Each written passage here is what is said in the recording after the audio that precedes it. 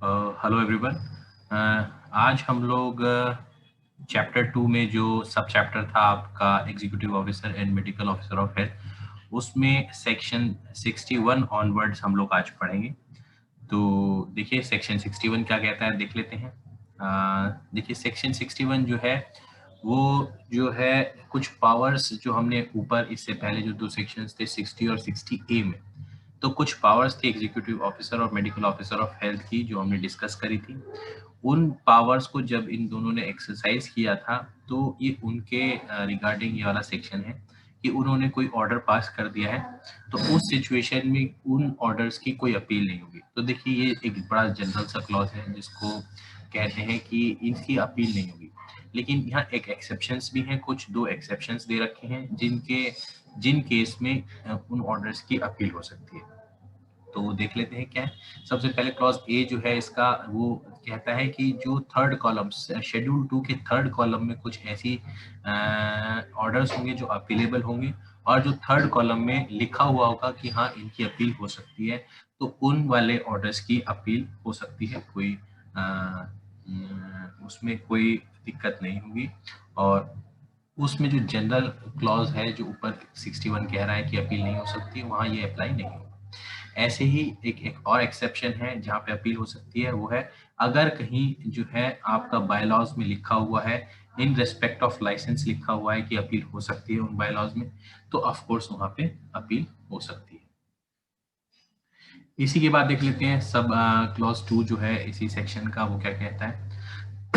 वो time period के बारे में बात करता है और कहता है ये जो अपील फाइल करी जाएगी ऑर्डर के अगेंस्ट ए और बी के तहत, ये क्या है with in 10 days communication of order. जब भी आपको कम्युनिकेट हो जाए ऑर्डर, उसके विद इन 10 डेज आपको ये अपील जो है वो फाइल करनी होगी।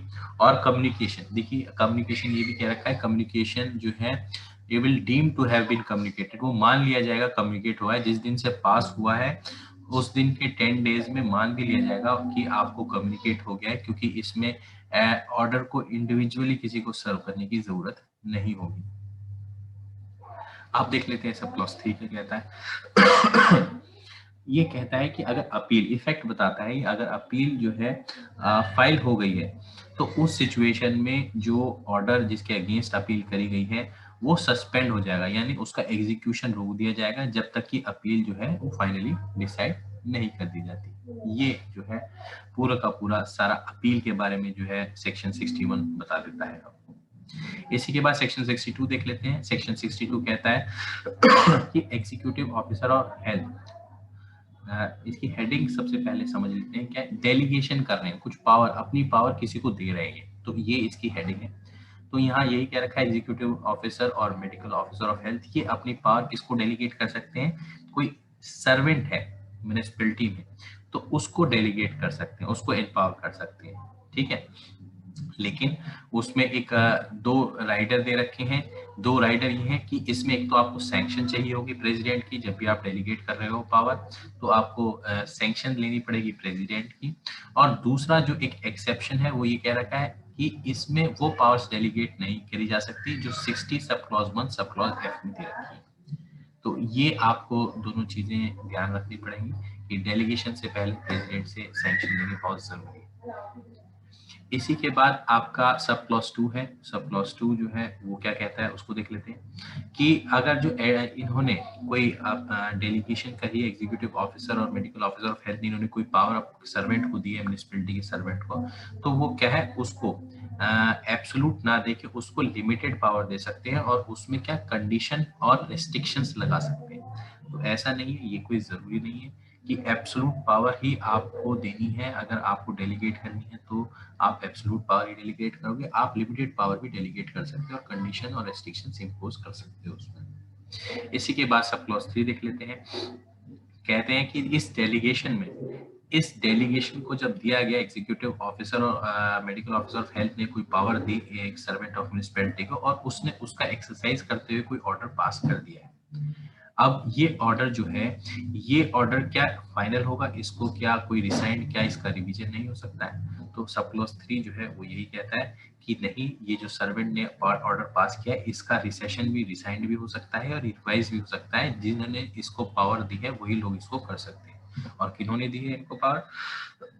एग्जीक्यूटिव ऑफिसर और मेडिकल ऑफिसर ऑफ हेल्थ ने इनको ये पावर दी है, तो वही रिसाइन और रिवीजन करेंगे इस पावर का। तो इस डेलीगेशन के बारे में सारे जितने पॉइंट्स हम चीजें सोच सकते थे वो यहाँ पे इस सेक्शन 62 में बता दी गई। अब देख लेते हैं सेक्शन 63 क्या कहता है। सेक्शन 63 देखिए बिल्कुल सेम जैसे हमने प्रेसिडेंट और वाइस प्रेसिडेंट में पढ़ा था, और प्रेसिडेंट खासकर प्रेसिडेंट में ये बात बताई गई थी कि प्रेसिडेंट से जब भी कोई स्टेट गवर्नमेंट चाहती है तो स्टेट गवर्नमेंट उनसे कोई भी इंफॉर्मेशन डॉक्यूमेंट्स वगैरह ले सकती है जो उनके पोजीशन में, ठीक है।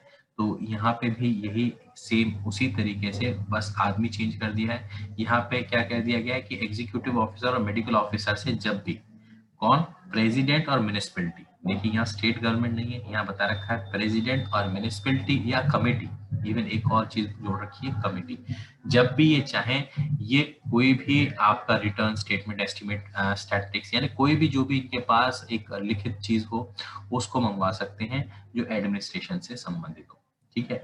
एक तो ये जो है हमको देखने को मिलता है कि एक तरीके का एक कंट्रोल है प्रेसिडेंट और म्युनिसिपैलिटी का इन एग्जीक्यूटिव ऑफिसर और मेडिकल ऑफिसर को जो मानना होता है। इसी के बाद सब क्लॉज बी, रिपोर्ट और एक्सप्लेनेशंस अगर जो कोई है तो वो भी प्रेसिडेंट और म्युनिसिपैलिटी को देनी पड़ेगी अगर जो वो मांगते हैं तो, ठीक है। इसी तरीके से सब क्लॉज सी कहता है कि कोई कॉरेस्पॉन्डेंस है, कोई चिट्ठी पत्री, कोई रिकॉर्ड है जो उनके पोजीशन में, चाहे वो एग्जीक्यूटिव ऑफिसर के पोजीशन में, चाहे वो मेडिकल ऑफिसर के पोजीशन में, तो वो भी उनको देना पड़ेगा, चाहे वो किसके पोजीशन में, कोई उनके सबऑर्डिनेट कोई सर्वेंट है उसके पोजीशन में। तो अगर प्रेसिडेंट या म्युनिसिपैलिटी कोई भी उन चीजों को मांगेगा तो वो देनी ही पड़ेगी एग्जीक्यूटिव ऑफिसर को और मेडिकल ऑफिसर ऑफ हेल्थ को। सब क्लॉज 2 देख लेते हैं क्या कहता है कि ये जो रिक्वेजिशन करी जाएगी प्रेसिडेंट और म्युनिसिपैलिटी द्वारा, ये जो रिक्वेस्ट करी जाएगी उसको मानना एग्जीक्यूटिव ऑफिसर और मेडिकल ऑफिसर हेल्थ के लिए जरूरी है, और वो भी क्या, विदाउट अनरीजनेबल डिले, बिना टाइम गंवाए आपको वो चीजें जो उन्होंने रिक्वेस्ट करी है, मांगी है, रिक्वायर करी है, वो आपको देना है। तो ये पूरा का पूरा एक तरीके से ये बता देता है कि क्या म्युनिसिपैलिटी और प्रेसिडेंट की पावर है इनके रिगार्डिंग, वो भी डॉक्यूमेंट्स मांगने के रिगार्डिंग, ये सेक्शन जो है 63 पूरा का पूरा ये बताता है। इसी के अलावा हम 64 देख लेते हैं। 64 क्या कहता है यहाँ पे ये क्या करता है कि एक राइट की बात करता है, जो किसकी राइट है, ये दोनों राइट है, चाहे वो एग्जीक्यूटिव ऑफिसर हो, मेडिकल ऑफिसर हो, और एक और नया आदमी, देखिए एक और नया आदमी है जिसको यहाँ पे कहा गया है अकाउंट ऑफिसर। तो ये जो है नया आदमी है, इसकी राइट, इन तीनों की राइट के बारे में एक साथ डिस्कस कर रखा है, ठीक है। अब क्या है इसका थोड़ा बैकग्राउंड में समझा देता हूँ। इसमें एक मीटिंग हुई म्युनिसिपैलिटी की, उस मीटिंग में कोई एजेंडा बनाया गया कि इन लोगों के ऊपर कोई इनके चाहे कंडक्ट के बारे में हो, चाहे वर्किंग के बारे में हो, कोई टॉपिक डिस्कस हो रहा है, ठीक है। और हो सकता है शायद उन पे क्या आरोप भी लग रहा हो कि ये लोग जो है इन्होंने कुछ गड़बड़ करी। तो इस तरीके का जब डिस्कशन चल रहा होगा म्युनिसिपैलिटी में, तो उस म्युनिसिपैलिटी में या कमेटी के सामने, तो उस सिचुएशन में ये लोग, इनको एक राइट होगी कि ये अपना एक्सप्लेनेशन दे सकते, ठीक है।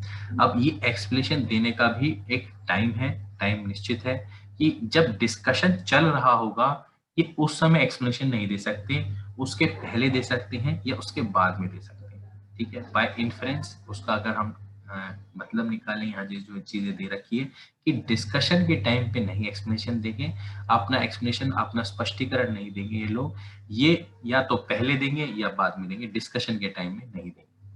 तो ये तो हो गया इनकी राइट, ये इनको राइट दी गई है एक्सप्लेनेशन देने की।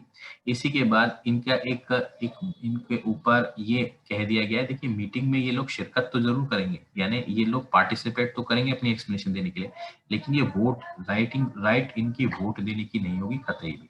तो ये वोट नहीं दे सकेंगे, अपना ही मैटर चल रहा है और अपने ही फेवर में वोट देने, ऐसा पॉसिबल नहीं है, ये नेचुरल जस्टिस का वायलेशन होता है। तो इनको वोट देने की पावर उस मीटिंग में नहीं है, ठीक है।